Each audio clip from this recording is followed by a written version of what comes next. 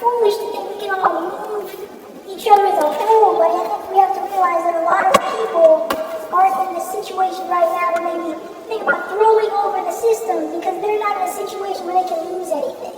Because if they lose something, that's it for their family. I mean, you just have to look at the minimum wage. Like, you can't survive on that. If you lose your job, what then? Because there's no safety nets in this country. And I think that's something we really have to remember when we're talking about a movement like this. Because it's hard for people out there. It's fun to talk about these things, but to actually be about it, you can lose something. In that, the way that I kind of view it is that I also agree that people who are close to the bottom have a lot of like survivalist concerns that they have to deal with face first. But one thing that I always try to make a distinction between is sort of this illusion of what survival is versus liberation.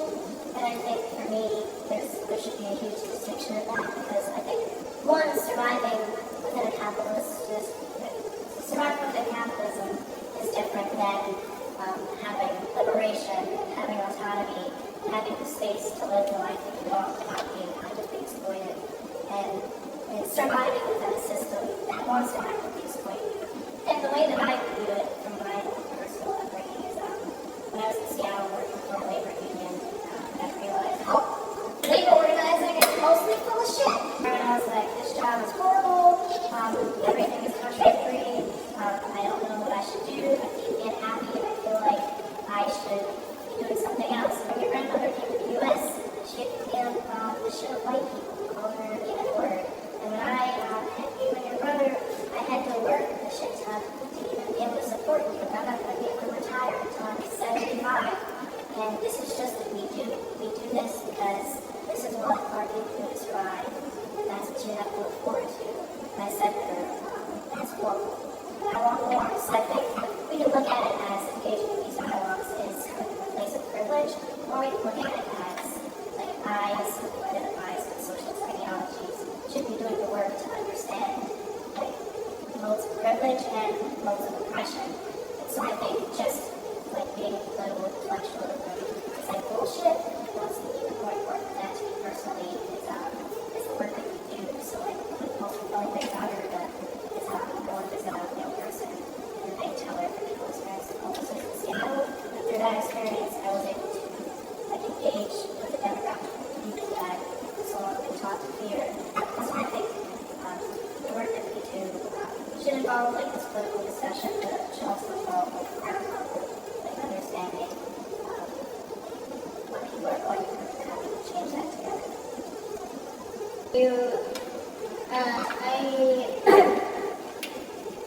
I think that's a really important point to think about, the question of basically, what is the role of someone who identifies with socialism, a socialist, who also is not like the most oppressed or the most exploited, like within the most oppressed or most exploited amount of society.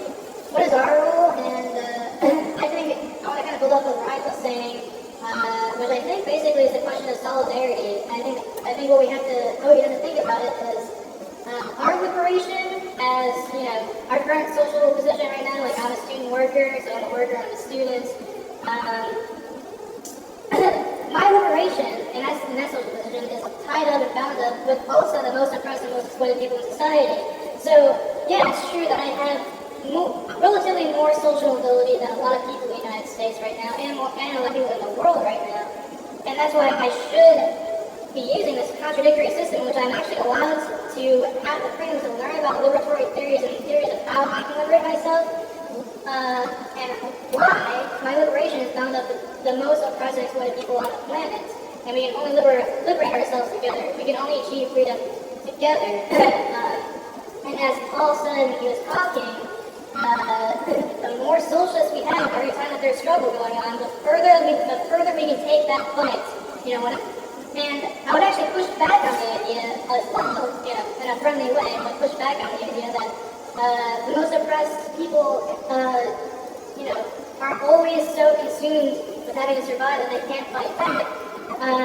Because I think we see they do fight back time and time again. And you can look within our own country as an example. The national campaign to fight for a $15 minimum wage is being waged by fast food workers who can barely afford rent every month. And us, they're the ones who are fighting back. They're the ones who are putting themselves on the table to fight for better living conditions. Capitalism has put them in a position where they have to fight back. And what I'm saying is, the more socialists that we have, the more radicals that we have in those kind of movements, when they happen, the further we can take those movements and the closer we can get to liberating our society together. And the last thing I want to say, I also want to, in a friendly way, respond to what Bill was saying about language, about how we should care about the labels we're using. And I think, it's fun to think about those things, but at the same time, we should also acknowledge, in my opinion, language and the words that we use are not the way that we are going to dismantle systems of oppression. Actions are what's going to dismantle systems of oppression. So, that's all I want to say. In response to your question, well, I do agree that you can't just blindly let someone lead you, and in that way, I do encourage all of you guys, freshmen and otherwise newcomers, to ask questions and make sure that you're absolutely, fully understanding everything. What I wanted to mention was that there's a concept within socialism called the vanguard party, and this is fairly new to me, so I'm sure Ryan can explain it better than I could, but basically what he was saying about people who have, the privilege, the means to put forth the time and effort that it takes to, put those beliefs into action more than the most oppressed could, and they'll do that on behalf of them.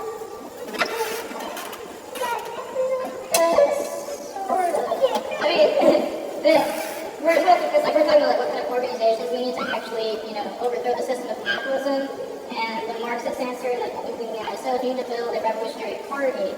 And by revolutionary party, we just mean the aspect of the working class, meaning everyone who has to sell their ability to work to capitalists in order to survive in the system. That aspect of the working class that is the most militant, and has a socialist vision for carrying forward struggles. So that can include people like us who are students, but it can also include your ordinary worker who might be a fast food worker or something. Just the element of the working class that is the most militant and organized and wants to carry forward, struggles against capitalism for a social alternative.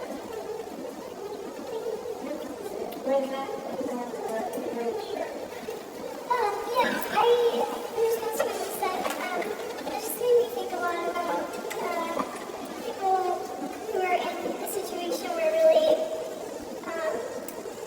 all you can really focus on is surviving, I guess. And I do agree that a lot of the time that's what forces people to make a stand, because they're sick of living like that and they feel like they have nothing to lose, so they're going to fight back. But also, if you don't know exactly where to attack, or you feel like the cycle is just there's no way out of it, then it is kind of unrealistic to expect people to just throw away the one job they have to join a movement that they're not sure if anything's going to happen out of it. So I think maybe one way to help with that is to try to spread the information as much as possible of what Tyler was saying, and what Paul was saying, that there is enough of everything for everyone right now. So if the people who have absolutely nothing right now actually did, if they wanted to participate in the movement to overthrow the 1%, they would have access to more than they could ever imagine having now, and that there's really almost no danger of the situation getting any materially worse for them. And even if that's something that most people have been lied to about, hopefully that's something that anyone who knows the opposite can try to I think that if you look globally, even a lot of the most revolutionary movements have occurred from the very most exploited people who were literally just trying to survive. It wasn't about trying to create a new system. It was just to survive. An example is after NAFTA was passed in the 90s, in Mexico, the indigenous people literally were going to starve to death because the commodities that we imported into Mexico devalued their crops to a point where they had no alternative other than their children starving to death, quite literally. But I think that the role of theorizing, talking about things in the way that we're doing now, has value in the sense of imagining and envisioning an alternative to the traditional capitalist system that people would lack otherwise. And I think there's value in not only getting those people to rise up, but then producing something better afterwards. What happens the day after the revolution is.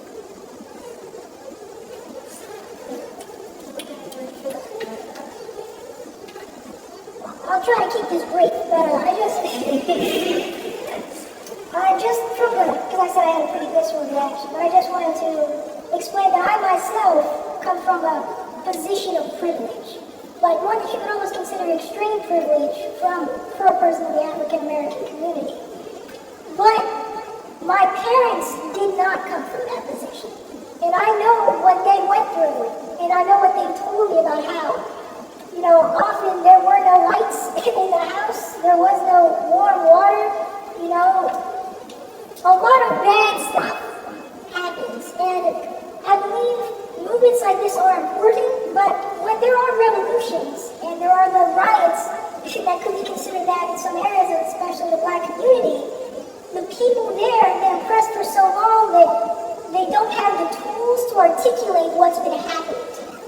So you can look on a video anywhere and there's a Black person saying, we hate white people or something, or kill cops, and they're like, oh, look at these monsters, doing this irreverent thing to their scene, like they're destroying their own communities. But you have to understand is that they have not been put in a position really to be able to say, well, I've been denied good housing, I've denied rights to get a good job, just by virtue of my name, 50% of my applications won't be accepted.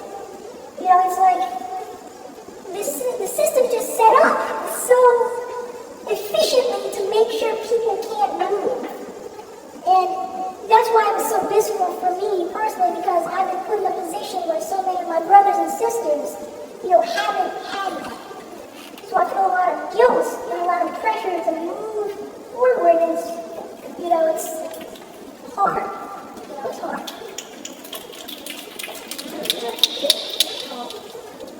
I think you have a phenomenal point saying how well the system is set up to create this competition, this race that build upon the generations that have come before you. And, capitalism is very good at operating to keep people with the least low and to elevate people with the most even higher. And I think, all the discussions I think are in some ways many more ways interesting than the discussion we had in classroom today, because we all come from such different backgrounds, but we all have stories where, we either have privilege that is on the backs of the people, or we have very little privilege that is, kept in place by people who have a lot. And capitalism is very good at that. And I think socialism, specifically what the ISO presents, is that it's not Bernie Sanders is the answer. It's those who have the means to educate themselves and the means to organize will do that, while also being part of organizations that crop up, like where Paul's from in Chicago. There are socialists within the Chicago Teachers Union that help to push that organization to say, we're not going to accept worse and worse contracts year after year that degrade the quality of education for our students and degrade our lives as well. And there's a lot of socialists involved in Black Lives Matter. Here on this campus, we've had a lot of people that have been involved in race culture, which was an organization that was militant, pushing back against the prevalent, just over-masculinized culture on many college campuses, and the prevalent, sexual assaults here in Athens, just within, where we are today. So I think we all, through what we say, the system is so good at what it does. And it's been fashioned that way to protect wealth and to keep others from having a shot at that life or that wealth that they earned, deserved, and built. The last thing to point out is Ryan kind of talked about this, or Phil said about language. Whether you call someone the N-word or a thug, you mean the same thing. And whether, someone calls me a fag or a member of the LGBT community, they mean the same thing.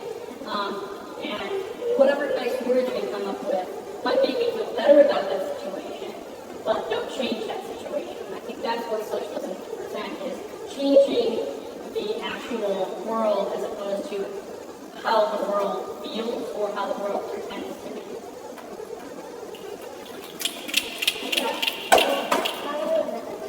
Yeah, just a couple of things. One of the things that ended the Vietnam War was that millions of American soldiers, they were told, go walk down that path. Said no. Those were just ordinary working class people who either got drafted or signed up for thought it was a mistake. They got to Vietnam, they realized it was a mistake. They realized, oh my God, we're redcoats. And they started rethinking their place in the world and what they were doing. And that's what happens to millions of people. The reason the people who run society work so hard to prevent ordinary people from figuring out how things work is because they're scared that they'll figure it out. Because they can figure out how things work, but they do. I mean, there's a reason why the Black Panther Party attracted millions of sympathizers in the United States. Not just black people, but white people and brown people. Because they were the vanguard of the black struggle, and everybody thought they were. And there's a reason why you can walk into some suburban white household and there's a conversation going on in the kitchen where everybody has at a base level agreement that cops kill black people for no reason. Those conversations now happen in the United States. They didn't happen 2 years ago because something has changed. When people start to struggle, even if they're not the ones struggling, it changes consciousness. People start talking. They talk at work. They talk at lunch. They have conversations. Millions of people today go, there's something wrong with it. And it seems to be called capitalism. The rich run everything. The government, rich people control the government. Cops shoot black people for no reason. There's too many people in prison. Our society's too violent. I can't make enough money to feed my family. There's something wrong with this society. I better find out what it is. That happens even without high levels of struggle. So imagine what happens, if Black Lives Matter explodes into millions of people in the street, or that leads to someone, it changes people's consciousness. There's a reason why when things explode in the United States, everybody in the world knows. This is one of the most oppressive and exploited countries in the world. And they try their best to keep us all down. And when people start to figure it out, they get very frightened. People can't figure it out. And they do, but they do it in struggle. They do it because they learn in struggle.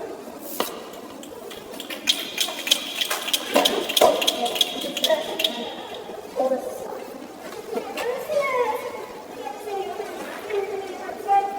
gonna put up to the point that we were saying how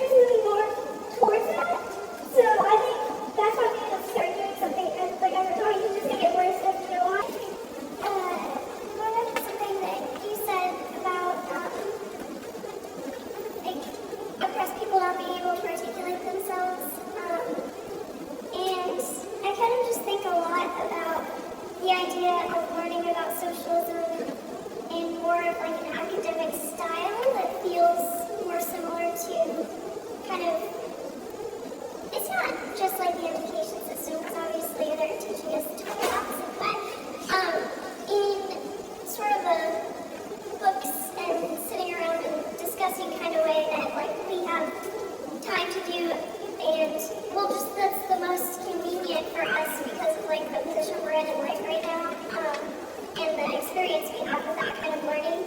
But that doesn't mean at all that people who come from like a really oppressed position and suddenly just start to be angry about it.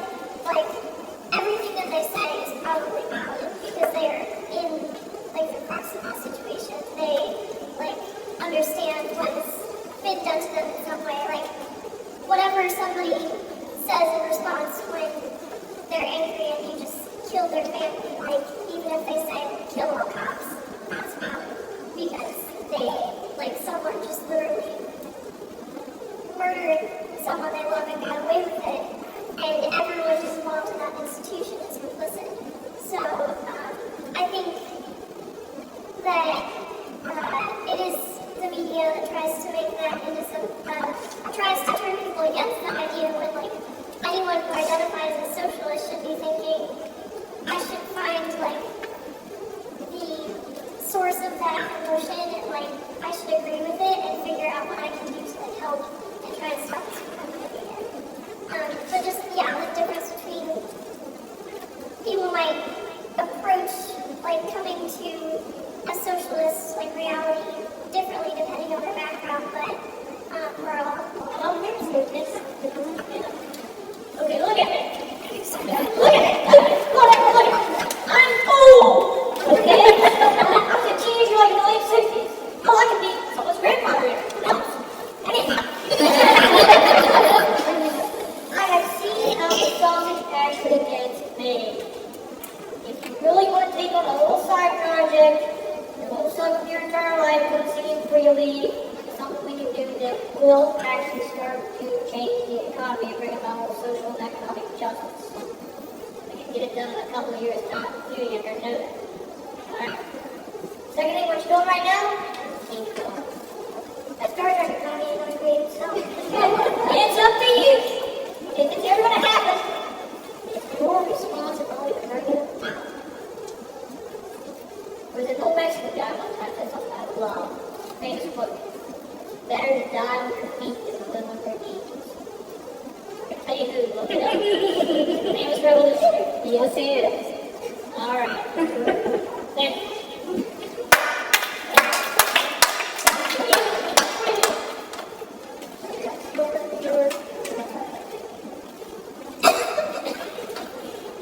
Just to clarify a little bit what I said about some oppressed people not being able to articulate their feelings very well. I mean, I meant it more in a sense that it's easy for many people in the mass media to cherry pick the most visceral and angry examples.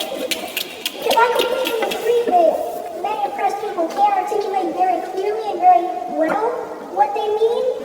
But I think that the vast majority of how that's transferred out to other people is so produced and so exact in how people watch you language that, I mean, it might as well be the truth to you at that point. And a lot of this is very subjective for people as individuals on how you can go about making a change. Because we all live in this system, and you know, of course it breeds dissent and encourages revolution at some point, but there's always that counterculture, which I guess in this case is the mainstream culture, that says you cannot trust your neighbor. You have to worry about yourself. You know, if you don't follow this path, you won't make it. And I just think that's important to remember. But I just want to say I don't think that people who are oppressed can't articulate themselves. That's basically what I'm getting from. I don't think that. Yeah, I think that talking about security and the media, we have the media, like, you know, a current example of the Olympics, a small black woman doesn't put her hand over her heart, and she's villainized by the media for not putting her hand over her heart during the national anthem after winning a medal at the Olympics. And then we have these burly, 300-pound white wrestlers who put their hands behind their backs, and it's not mentioned. This is the same media that cherry picks those victims of hate crime, victims of long-term century-old oppression, and makes pay out of it, makes profit off of running advertisements during their coverage of, the tragedy in Dallas versus, the race riots in, any other place. This is the same media that, gives Ryan Lochte the perfect setting and soft focus light to not apologize for lying about, basically, shit talking the entire country and making up stories. A 32-year-old child, but a teenage girl who wins Olympic medal needs less than man. So yeah, I think that the media does have a powerful impact on how we, even if when we're aware of what the media bias is, they are owned by the largest corporations in the world. And they have a mission, and that is subjugation. That might sound really ridiculous, but that is their whole point of existing is profit. And they don't profit off of teaching people that they can fight against, this path that told you welcome. But yeah, my final point briefly, education. You brought up, learning, that word. That is, I think, an important distinction between political organization and political, things like the ISO and many other political organizations you can be part of. Oh, we all want the environment to be better. Okay, we're going to work on that here. We want this stream to not be polluted. It's important that we're able to connect the struggle with people who live in Ferguson who have the same tear gas canisters being fired at them as people in the Middle East, because it's all one company that's producing those things. So over the summer, there were people in the ISO that learned about the struggle that would be war in Israel and Palestine. There were people who spent time learning about, the history of Marxism. And I think it's an important tenet of this organization. I think that's what makes it so different and important, that we do have the permission to learn, and we should do it. Let's get into that. Yeah, I was just right off the Olympics comment. I do think it's interesting also that the same media that calls Ryan Lochte a 32-year-old kid just having a good time in Brazil calls Trayvon Martin, Freddie Gray, adult males, and says that they need to be treated in the strictest way possible. But we need to give Ryan Lochte a pass. And what's Turner? What's the first name? The Stanford rapist. Gets 3 months. Brock Turner. Yeah, thank you. That they get treated as just teenagers, but a young teenage black male gets treated as an adult, maybe even worse because they're just outright murdered. Often, Not just by the media, but by the yeah, exactly. Okay, I just wanted to share a story today. Previous people talked about saying no to your exploiters or your dominators. I just wanted to share a story today where I was in class and the professor, it was my first time being in this class, and the professor was like, "Gentlemen, I see you're wearing hats. If you could please take them off, that's a way to show respect." And I'm just like, there are women in this class who are wearing hats. Why are you singling out the gentleman? And I looked at him and I said, "No, I'm not going to take off my hat. I'm going to keep it on. And I'm not a gentleman. I'm genderqueer. So, I don't identify as male or female. I feel like both are neither. So, I think that small act of resistance, where there's an imperialist white supremacist capitalist patriarchal institution that tries to get you to assimilate into it, by saying no to that institution, you are resisting. So, I think small acts of resistance are very important in order for liberation. And sometimes I think survival becomes assimilation. And in order for people who are marginalized, they feel like they have to assimilate into cultures and systems that exploit them. And that's not true. You can liberate yourself from them, and you can stand up to them, and you don't have to feel like you are shamed into silence. So that's why I said, no, I'm not going to take off my hat. Like, you're not going to police and control my body. Like, that is what imperialist, white supremacist, capitalist, patriarchal institutions do. That's how queer liberation started. Police trying to control queer bodies. Like, with Stonewall. So, say no. Say no. Keep that hat.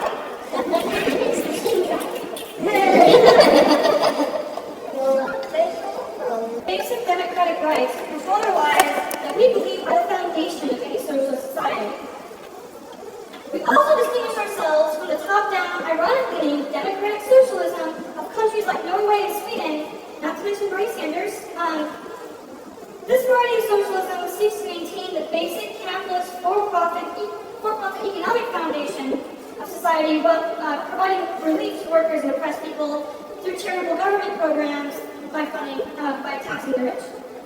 While we are sympathetic to such programs, and indeed we commit ourselves to fighting for those sorts of reforms, we also understand that history has shown us that this view of socialism is unable to protect workers and the planet from the ravages of capitalism. Look at Venezuela today. 40 years after New Deal reforms improved the living conditions of millions of impoverished working-class people during the Great Depression in the United States, the onslaught of government deregulation and union busting was coordinated by the capitalist class and their political allies from the Democratic and Republican parties. In the countries where strong social safety nets and national health care programs do exist, and are being constantly eroded by a hostile capitalist class, we understand that it is not in their interest to be taxed in order to provide social welfare programs for the residents. So our vision of socialism, socialism from below, cannot be granted neither by tyrannical dictators nor benevolent elected politicians. While we understand the importance of strong leadership in our struggles, it is the broad masses of working class people who must claim socialism for their own. This was explained clearly by the great revolutionary socialist and American labor organizer Eugene Debs, who said to instructed workers, "I do not want you to follow me or anyone else. If you are looking for a Moses to lead you out of this capitalist wilderness, you will stay right where you are. I would not lead you into the promised land even if I could, because if I could lead you in, somebody else could lead you out." Socialism from below imagines the vast majority of working class people taking the control of the economic system into our own hands, abolishing the capitalist form of government, and building a new kind of society that is as different from capitalism as capitalism is from feudalism that reigned over medieval Europe among other places for centuries. Like was done in the Russian Revolution and other revolutions before and afterward, hundreds of millions of people across the globe have formed local committees in neighborhoods and workplaces to manage their own resources while coordinating on an international scale to solve the biggest challenges facing humanity, like climate change. We can organize an economy in which the profit motive is entirely abolished, not merely subdued, and nobody is allowed to grow rich off the hard work of somebody else, let alone millions of others. Where economic activity is carried out to meet human need, and not just to make profit for billionaires or fund the privileges of elite government bureaucrats. It might seem lofty and utopian at first, but history and our own experiences struggling for a better world teach us that such a socialist future is possible if we fight for it. So, the topic of this meeting, how can we actually build a socialist movement on our campus? One, we need to be confident and committed. A whole new generation is experiencing the horrors of capitalism on an absolutely massive scale. International wars, police murder, unfathomable social inequality, persistent oppression of every kind, and the destruction of the planet. These are all signs of what's going on, and it's clear that the existing system has no future to offer young people. This generation is also unburdened by the legacy of the Red Scare and the disorientation that grew out of, for decades out of the international struggle between the United States and the degenerated Soviet Union that long ago lost its socialist character and had become a state capitalist world superpower that nevertheless called itself socialist. We have to rejuvenate the older, meaning older than the Soviet Union, Marxist vision of socialism from below, as opposed to the distorted vision of socialism that was produced by the defeat of the Russian Revolution and the rise of Stalin. I think if you were at the enrollment fair, for anyone who's been on campus, more than this is the first year, you can see there's a marked difference between just last year and this year. People want to talk about socialism. And we talk about what? Two, we need to fight for reforms that we can win in order to improve our lives today while building the organizational capacity that we will need to overthrow the system as a whole. On this campus, graduating students are racked with suffocating student loan debt. Some of us can talk about that. The threat of sexual assault and discrimination in the classroom is pervasive in experiences of women on this campus. Black and brown people face constant racist treatment at the hands of campus police, professors, and university administrators. Our university invests nearly $500 million endowment in plant-destroying fossil fuels, in prisons to put people in cages, in companies that profit from war, and the Israeli occupation and apartheid in Palestine. Through the struggle for reforms on these issues and others, we will develop the skills and the knowledge we need to fight and win, while inspiring more and more people to join the struggle for a socialist future. 3, we need to educate ourselves. From preschool through PhD programs and beyond, the education system is corrupted by the same ruling class forces that exert domination over every other sphere of life in our society. The ideas and perspectives that are prioritized in classes, here and elsewhere, will not teach you how to overthrow the system. The education system is designed to recreate the existing system, to recreate the existing status quo, not to radically challenge it. You can take a class on neoclassical economics at OU, but you are not going to learn about the Marxist critique of capitalism. You can take a class on history, but you're not going to learn what strategies and tactics the Bolsheviks used over the course of many years to develop their organization in Tsarist Russia in order to develop and to lead the world's first socialist revolution, let alone any other socialist revolutionary movement. You can learn surface level things, but I'm not going to teach you how it's done. You can take a philosophy class where you might learn about philosophical traditions that present the standing order as an ultimately good and unchanging thing, but you're not going to learn much about philosophers like Hegel or Marx, who claim that society is constantly changing. Don't want that in your head. In order to learn the real histories of how oppressed and exploited people have fought back throughout history and to transform society, we're going to need to read books from historians that are critical of the system, not bought off by it. We're going to, in order to learn how the economy works, we're going to need to read and discuss the economic theories of people who have tried to understand the economy in order to transform it, not just the economic theories of people who believe that capitalism is the greatest thing that's ever happened to humanity, and the best thing that could ever happen. The bottom line is, we have to combine what we learned from our day-to-day struggles to change the world with what we can learn from people in the past who have also struggled to change the world in order to develop an understanding about how social reform and social revolution can take place in general. That's a recipe for a serious revolutionary socialist movement. And lastly, we have to be organized. And this is an interesting question that not everyone agrees on, but we have, as an organization, have a strong opinion on this. We have to be organized. What many revolutionaries, including some in this room, have learned the hard way is that it is not enough for each person to fight back as individuals, focusing on whatever issue we personally care about most. None of us individually, or even in small groups, has anywhere near the kind of power that we need to win even minor reforms, let alone massive transformation on a social scale. The ruling class and the political stooges will laugh at us, put us against each other, and go on about their business. We all have different resources and different strengths that allow us to bring out the best in each other. And when we fight alongside each other in solidarity to fight against all forms of oppression and exploitation, we can actually win. So, that's what we're trying to do here with the International Social Organization on this campus. We can talk a lot about concretely what that is going to look like, and we have some plans in place. But that is the overall perspective about where we're coming from.